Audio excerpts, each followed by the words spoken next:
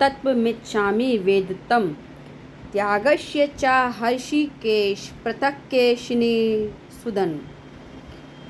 अर्जुन बोले, हे महाबाहो, हे अंतर्यामिनी, हे वासुदेव, मैं संन्यास और त्याग के तत्व को पृथक पृथक जानना चाहता हूँ। तो उनका प्रश्न यहाँ पर यह था कि महाबाहो, हर्षिकेश और केशिनिषूदन, इन तीनों संबोधनों के प्रयोग का क्या भाव है। तो उत्तर में श्री कृष्ण जी कहते हैं, इन संबोधनों से अर्जुन यह भाव दिखलाया है कि आप सर्वशक्तिमान, सर्व अंतर्यामी और समस्त दोषों के नाश करने वाले साक्षात परमेश्वर हैं। अतः मैं आपसे जो कुछ जानना चाहता हूँ उसे आप भली भांति जानते हैं। इसलिए मेरी प्रार्थना पर ध्यान देकर आप उस विषय को मुझे इस प्रकार समझाइए जिससे मैं उसे पूर्ण रूप से यथार्थ समझ सकूं और मेरी सारी शंकाओं का सर्वथा नाश हो जाए।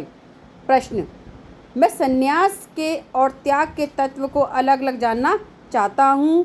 इस कथन से अर्जुन का क्या अभिप्राय है। उनका प्रश्न ये है।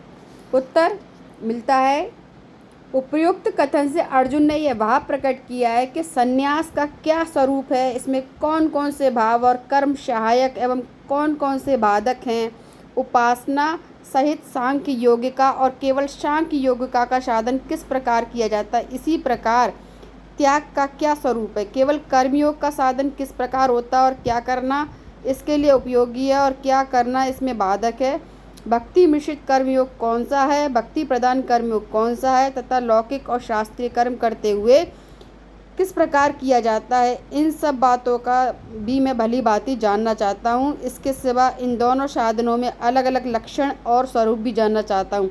आप कृपा करके मुझे इन दोनों को इस प्रकार अलग अलग करके समझाइए जिससे एक में दूसरे का मिश्रण ना हो सके और दोनों का भेद भली भांति